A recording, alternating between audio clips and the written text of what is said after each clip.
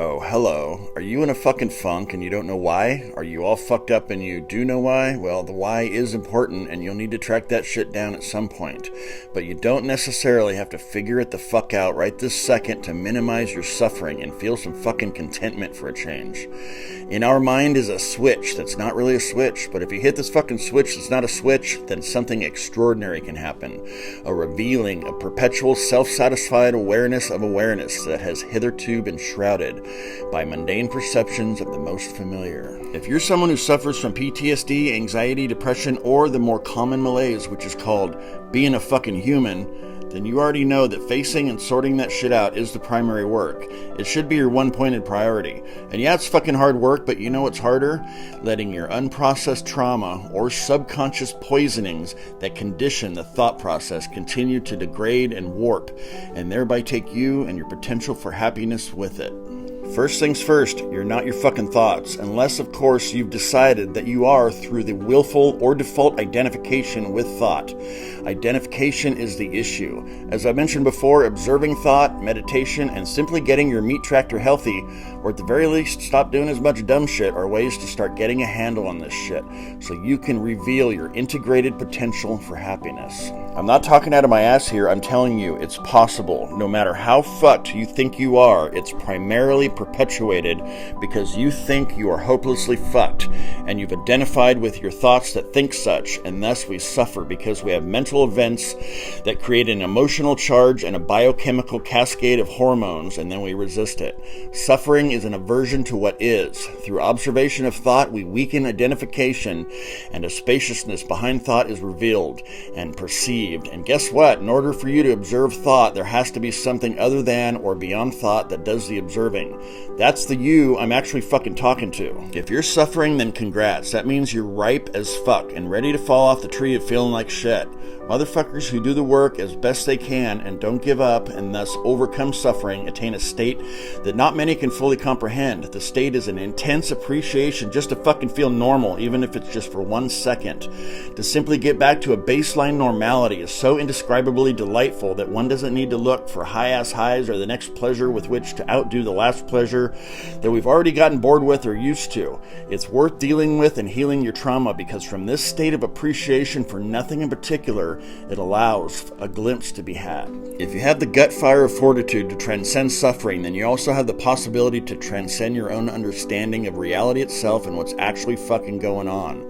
If you can neutralize your aversion to inner and outer situations and conditions, then you can transcend suffering. If you can then turn your attention inward and observe everything that you think you are as temporary fluctuations of an intangible electric event called thought, and allow the possibility that you are none of it, that it's something that occurs within the lucid field of you, but is not solely you, maybe you'll get that glimpse, that elusive fucking thing that every religion or spiritual practice is reaching for, but rarely grasps simply because it's so close and fundamental that we miss it. In fact, it's closer than close. It's the most simple. It's the mind unbound by thoughts. It's pure, radiant lucidity whose effulgence becomes noticed more than the supposed objects of reality that it illuminates. It is awareness of awareness, not aware of anything, just fucking aware. Awareness without the of.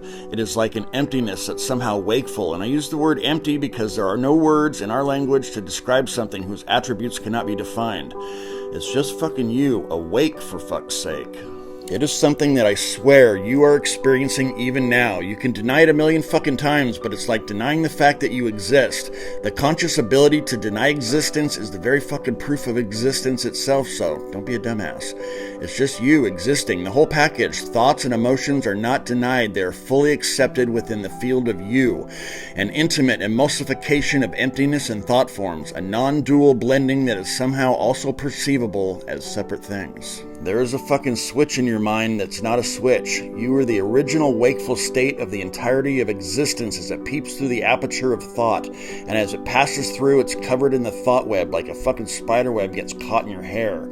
You are the vast, still ocean of original mind, but through the intense buoyancy of the egoic construct, we tend to mostly just splash around on the surface, riding waves of fucking emotion up and down, peaks and trough, and try not to fucking fall off. The switch that's not a switch isn't triggered by thoughts. Thoughts are what keep you bound. Thoughts are the addiction of the human mind's egoic nature. The switch that's not a switch is simply a remembering of your true natural state. It's not a switch thrown through action, but by relaxing. It's not a switch anyone can throw for you or even teach you how. All one can do is point out that there is a perpetual awakened state, so obvious that it is hidden within your consciousness constantly and obscured by the concept of mundanity, a serene, radiant signal interrupted by our blindness to that which is familiar. When you see it, you'll realize it's always been there and can never not be there. So first step is deal with your psychological, emotional, and physical shit. Second step is begin to weaken the binding of this true state with temporary thoughts through observation and meditation. Third thing is, don't ever fucking give up, no matter how hard or frustrating. Keep the fire of aspiration burning. That's all you can really do yourself. That's as far as you can go with effort. An ego can't dissolve itself, and I cannot fucking see itself. But through this process, some strange grace may turn your eyeball inside out, and you will experience yourself in the only way you can actually experience your true undiluted self. Not on a piece of paper or in a fucking video or as a thought or feeling or emotion. Only within your own experiential awareness can you be aware of yourself experientially. That's the glimpse. Then the practice is to be aware enough of thoughts, be they intense or be that obscuring blanket of malaise or self-judgment that creeps over the horizon of our experience that makes us forget ourselves. The switch that's not a switch is a remembering of the glimpse without the process of thought weaving a narrative around it or the ego fucking co-opting it, and when you relax into that, you are that, and it is the ultimate sustained satisfaction of existence within an eternal moment. Let me try to say that again. When you relax into that, it becomes revealed that you are fucking that, and by that, I just mean you. Toodaloo.